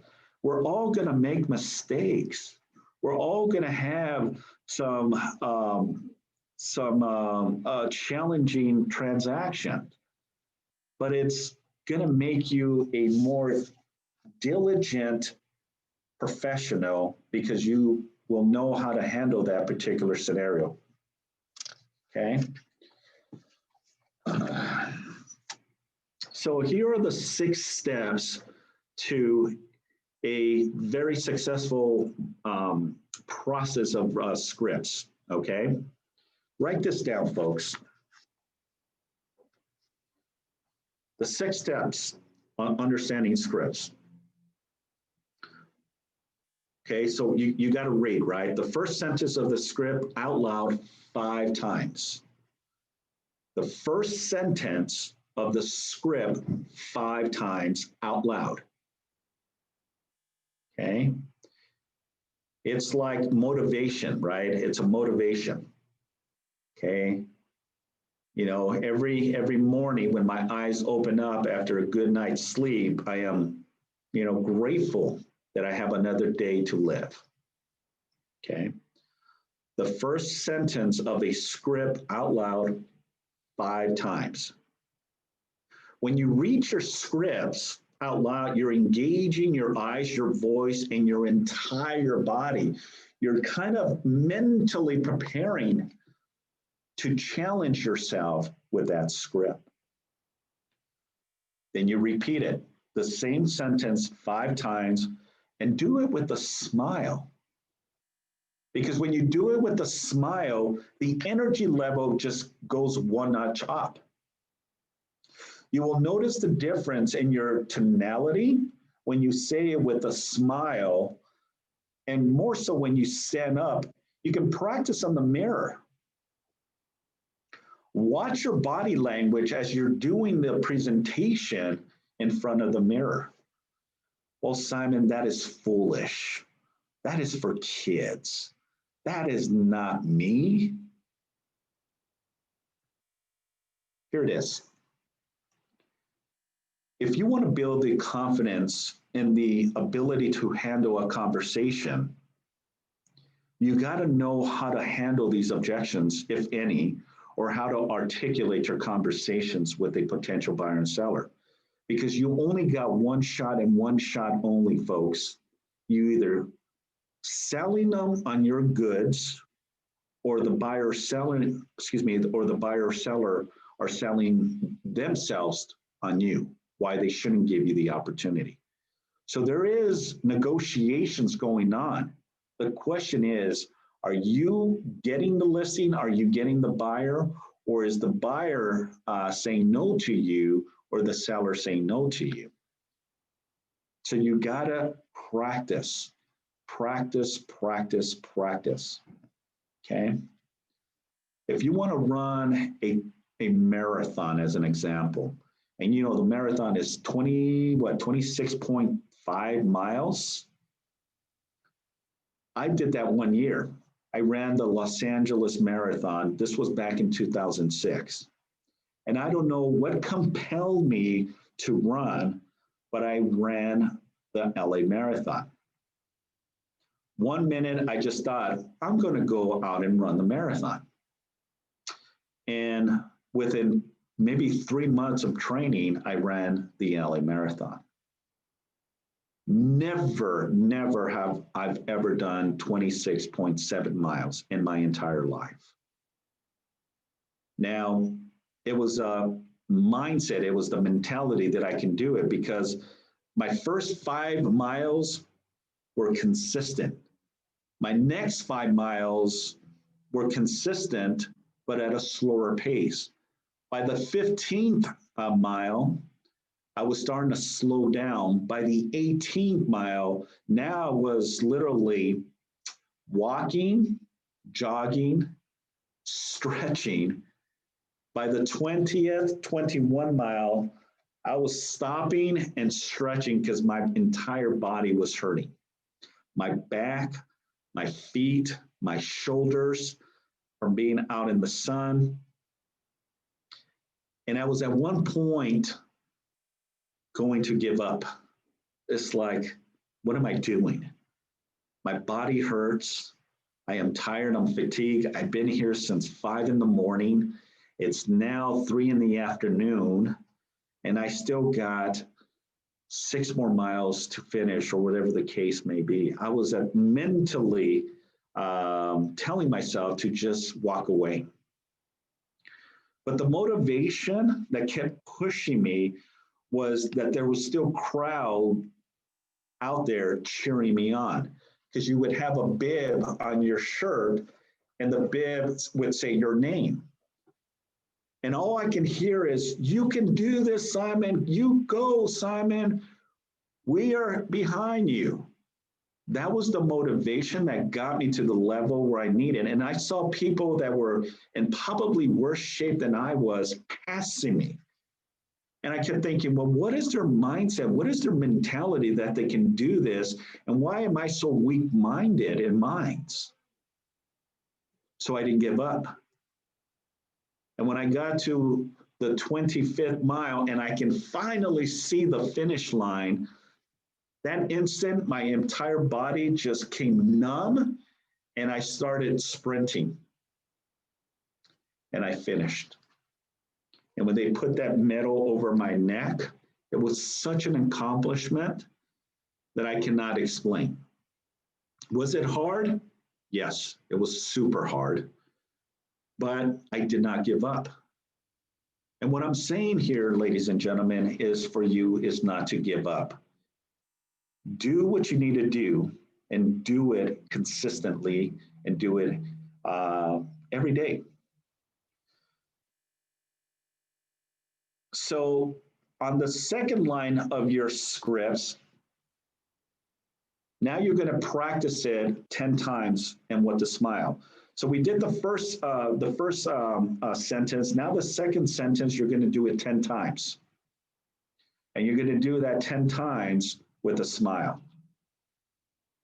Because what we're trying to accomplish here is the memory, because we're reciting that on a daily basis, just like anything, just like multiplications, arithmetic.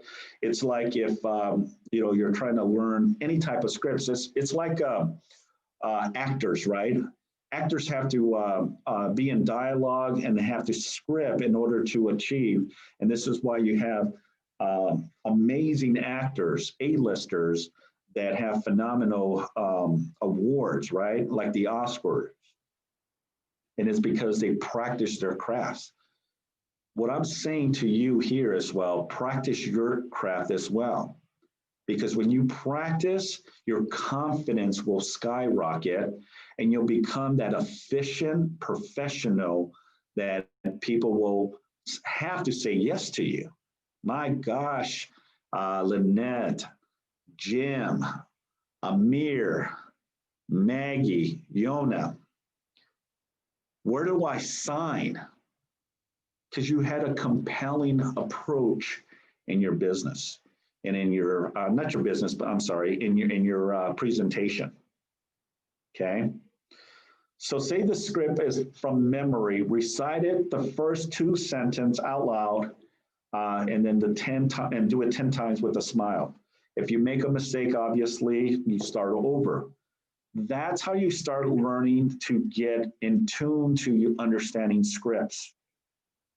And then continue adding 1 sentence at a time, repeating it, so that way you get better. You're going to make mistakes, but once you practice that, and that's why I like, Lynette, if you can do me a favor, pull up that sheet that you got real quick. So when you go to mikeferry.com, you can actually download the PDF files as well. That you can download all free of charge, the PDF files, but these are what are called the trigger cards, okay? And the trigger cards are better when they're on that 3x5, because you can actually, before you go on a listing appointment, just go over what you need to do and say, and then you'll be mentally, physically prepared for your listing appointment. Now, your listing appointment should only last less than 30 to an hour. If you're going more than an hour on your listing appointment, something is going wrong. Either your sellers are not convinced, or you have not showed your value proposition. Because an efficient real estate agent that is a producing agent doesn't have time to spend hours with the seller, because they got to go out to other appointments to go get more listing. So you're going to get better and better at it. Okay. So is everyone on board to start practicing? Okay.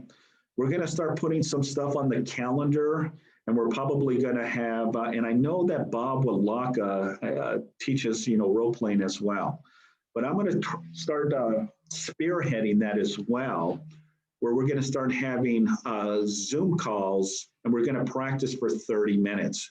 And we'll go through a series of different scenarios for sale by owners, listing presentations, objection handlers, expired listings, because all those are going to all be the same.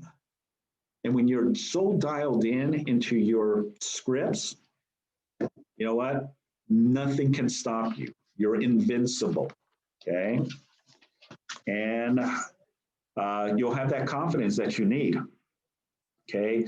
So be on the lookout for the Zoom on role-playing scripts via Zoom. And I can rest assured, it's no difference than doing it in person. We're just going to have to practice over the computer. Okay. And when we do that efficiently for 30 minutes, guess what? You're going to get better at it. Okay. All right. It is 11:59. We are done. So I just want to ask you any ahas that you picked up from today's lecture. Anything you'd like to share on today's lecture? I'll say something, Simon. Go ahead. Thank you, Oh, Richard. yesterday, I had to go pick up my car from the shop, and I ran into a lady. This is a lot of what Ho said, that I'm actively responding to people on Facebook, and I had to go pick up my car. There was a lady standing out there, so I handed her my cards, and we started talking. And make it really short, she was telling me that the area that she's in, the people can be very difficult. A friend of hers said that with realtors. I told her that's fine, because when I interview you, when you're interviewing me as an agent, I'm also interviewing you. And if I perceive somebody that's going to be a jerk or an idiot, I won't put it like that to a client. But then it's like, you know what?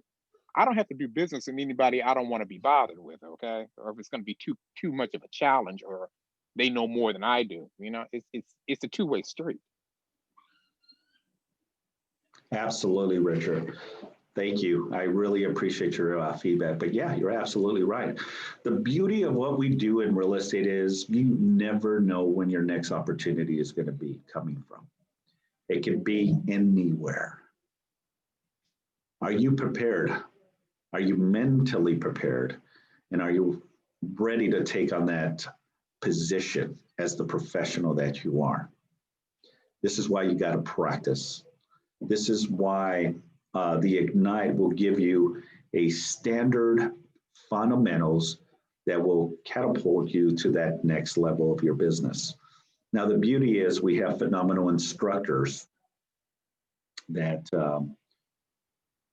have a wealth of knowledge, experience to pick up different ideas. Mine may be different than some of the other instructors, and it's perfectly fine. Everyone has their own way of seeing things. So thank you, Richard. Really appreciate you sharing. Anyone else? Thank you. I'd like to say one of my ahas is that there's no secrets to success, that you have to be dedicated. The mindset has to be there, and that success leaves clues. I had never heard that before. And so I thought, you know, I do have to read more and seek out different resources. One of the things that I came in, and one of my limiting beliefs was being able to handle objections. There was a little bit of lack of confidence in terms of handling objections. And so that's why when you said the trigger cards, I immediately said, let me go here on my phone and download, you know, order this immediately. Because I think even when I was in college, using, you know, cards or flashcards would kind of help you prepare for an exam. And so I thought that's right up my alley, so to speak. So I will get these cards and begin to study them. And so that was an aha for me. And I appreciate that bit of information, because that will definitely help me. Absolutely. Yeah. You know, it's funny you say that, Lynette. Thank you so much for sharing. You know, when I was going through the police academy, we had to learn penal codes, vehicle codes, and radio codes. And I was like, oh my gosh, what did I get myself into? You know, knowing your 10 codes, you know, what is 10-1, 10-2, 10-5, 10-7, 10-8. We used to literally have trigger cards, and I had these stacks, and I broke them into segments. And, you know, at any given time, we were in a class setting, and one of the instructors would say, Cazares, what's 10-8? And if you were not mentally prepared, you had to stand up, sir or ma'am, 10-8. And then you would say whatever the answer was. And if you didn't answer it correctly, they would make you go out and do 25 push-ups, do 30 jumping jacks, and then run around the building, come back, and have you look at the 10-8 trigger card, and then tell you, you know, give you the answer. Now, I can't do that with you folks. Okay, I can't have you run laps, can't have you do push-ups, even though that I want to, because that's going to stick to you. But what I'm saying is the trigger cards are a benefit to you, because if you are dedicated to this, guess what? You're going to practice on a daily basis. And when you practice, it's going to go up here. It's the muscle memory. And that's where you're going to have that confidence level. So thank you, Lynette, for sharing that. Appreciate your ahas. Anyone else? Simon, I have a question. Yes, Yona. Okay, thank you. So let's say that we all got a listing, and before we are supposed to go to the neighbors to tell them that we do have a listing if they know anybody. But right now we can't do that, right? Because of COVID. What should we do, like before, when you just get a listing, to market the property for our client? Any suggestions? Yes, absolutely. That's a very good question. You know, with so much technology, I know that some of the title reps, what they do is they can help you create a flyer, and they have emails to the consumers. And what they do is wherever your property is located, the subject property, and let's say you want to hit 100, 200 different potential homeowners. You know, with technology now, people retrieve emails. And that's one opportunity to really promote your new listing that's on the market. to all these consumers via email. You create the flyer, it'll have the images of the property, it'll have your contact information or the team's contact information, your photo, and the information to reach out to you. So that's one of the avenues. Get with your title company. Great. Okay. I know Fidelity National Title, they can help you with some of that marketing. The other is, doing postcards. Okay. Due to COVID right now, we're unfortunately not able to prospect door knock, because of COVID. But the other, if you have some marketing budget to do so, then what you can do is hit an area of 100 people, or 100 homes, and then pass the marketing flyers through the United States Postal Services. Now, if you go to the website, the U.S. Postal Service, it's called, I think it's called Direct Doors. And it's the coolest thing, and I'll probably end up giving you a class on how you can do it, because when you know the address of where your listing is at, it'll color coordinate it through the United States Postal Service website, and it'll tell you how many homes that grid hits. And then all you do is prepare your marketing stuff, and it can be, a one page or half page. And then you just take it to your local postal service, and then they'll syndicate it out to the consumer. That's the other avenue. Or, get a title to send you all the local addresses with the labels, then they can give you the labels, and then just, get envelopes and start putting all your flyers. And, I believe that the company has a discount bulk code for you to, send it through the U.S. Postal Services as well. And you can hit, 50 to 100 of the surrounding properties, which are campaign information as well. Perfect. Thank you so much. My pleasure, Yona. Anyone else? Any last ahas? Yeah, my last aha was understanding more, like once you understand the transaction on the buyer or the seller side, I keep hearing flexibility, and having that flexibility of the client that's before you, because even with personalities or their styles of how they communicate, we would have to pivot on that. So I see how important it is just to get the foundation of what that transaction will look like on the buyer seller side, and then just be flexible. Exactly. Absolutely. Thank you so much, Yolanda. Appreciate you. All right. Well, that's it, folks. That concludes my session. Thank you for hanging in there. I appreciate each and every one of you. Have a phenomenal weekend. Stay dedicated to your business, and ultimately stay safe, obviously.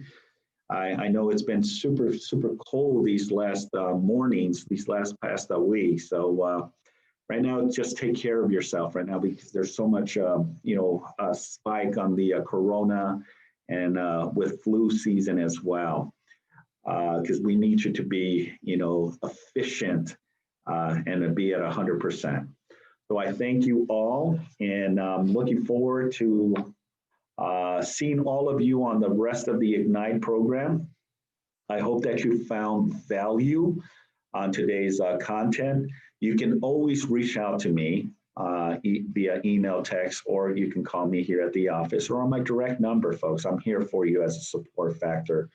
I'm eager, and I'm very excited to see what 2021 brings. I know it's going to be a phenomenal, because even though last year, when I was saying what the goals for 2020, this is even before I knew COVID, I still have my goals and expectations. Did we have some challenges? Did we have some obstacles and some walls? Absolutely. But I'm not going to get discouraged and say, oh, woe is me because of COVID. Because even though I had a phenomenal year, and I'm very humble for that, but I was excited, even though it's been an interesting year. So with that being said, that's what I will say to you as well. Look at it from a positive instead of a negative. And regardless of what surrounds us, stay focused, stay dedicated, stay in your lane and go after the opportunities because they're out there. There is buyers, there are sellers. The question is, are you going after them? Okay. I appreciate it. Have a phenomenal day. Have a wonderful weekend. And I'll see you soon. Take care now, guys. Thank you. Thank you, Simon. Thanks, Max. Appreciate you, my man. Thanks, Jim. Thanks, Maggie. Zuli, thank you. Yolanda, thank you. Cecilia, thank you so much. Thanks, Simon. Bye.